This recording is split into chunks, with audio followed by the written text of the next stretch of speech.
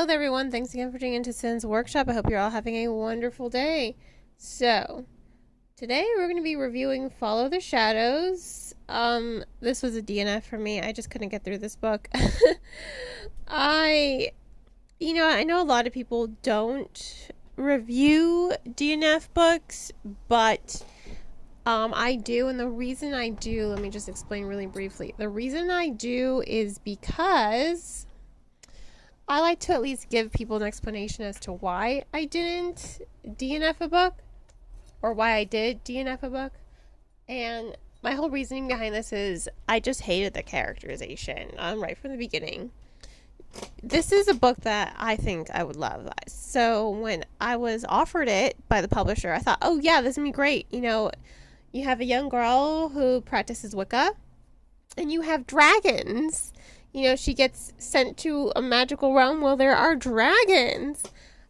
I love all things witchy, and I love dragons. I have numerous tattoos of just dragons. I went to see my friend the other day, and I'm like, oh, you haven't seen my new tattoo? He's like, oh, more dragons? I'm like, well, yeah, I love dragons.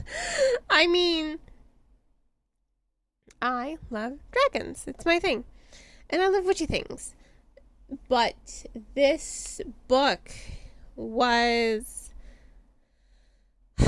was just a disappointment. It really was an absolute disappointment to me because of that characterization.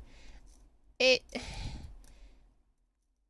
follows a young girl, and I mean she's young. So this is, when I got it, it was pitched to me as a young adult book, and so I'm thinking, oh, young adult. No. No. It reads like a kid's book, but a very immature kid's book. And I say this because I personally love kids' books. Percy Jackson, The School for Good and Evil. I read all of those back in the day. I still read them. In fact, I'm getting ready to reread Percy Jackson. I love kid books.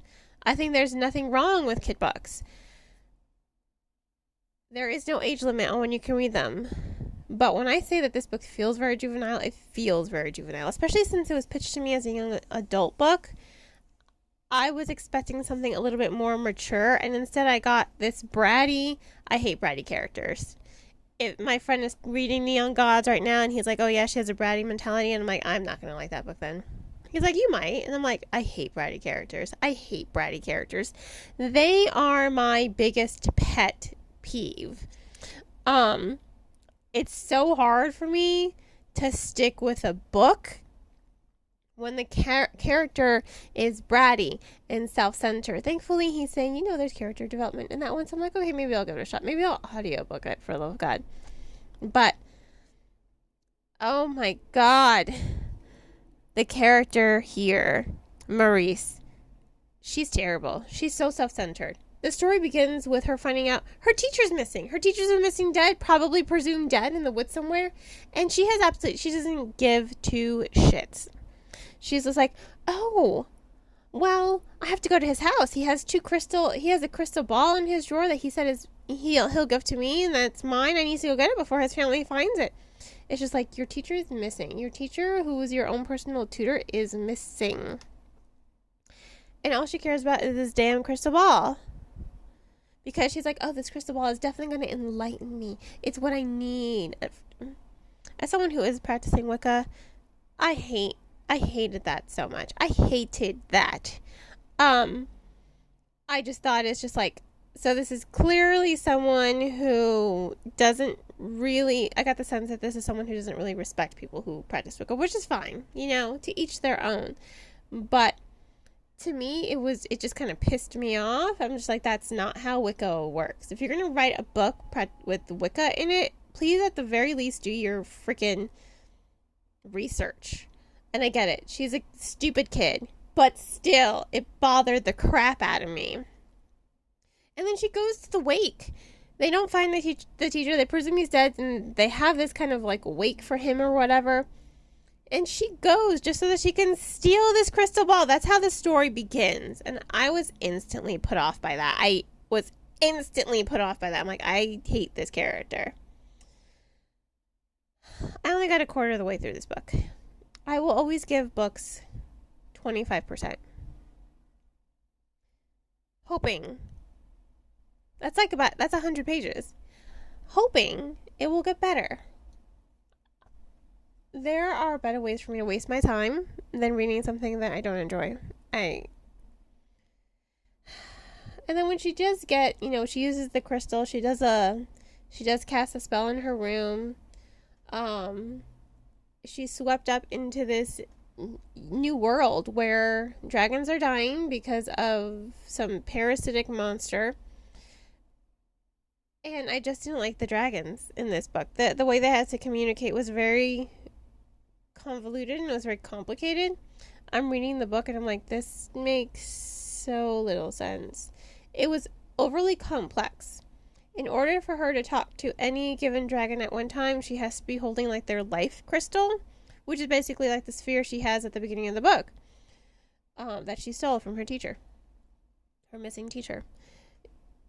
In order for her to communicate, she has to be holding it. That seems very precarious. And otherwise, they'll die. If their crystal gets lost, but they have to give her the crystal. Be like, here, this is the only way you can talk to you. You have to be holding our crystal in order to talk back to us. That seems very complicated and very convoluted, and I wasn't a fan of that either. That's communication with the dragons. I just could not get lost in the story, and I ended up just DNFing it because it was just too complicated. It reads like it should be a kid's book, but I don't think any kid would actually enjoy this, which is why I think they're saying, oh yeah, it's a young adult book, except I'm in my 30s and I didn't really enjoy this.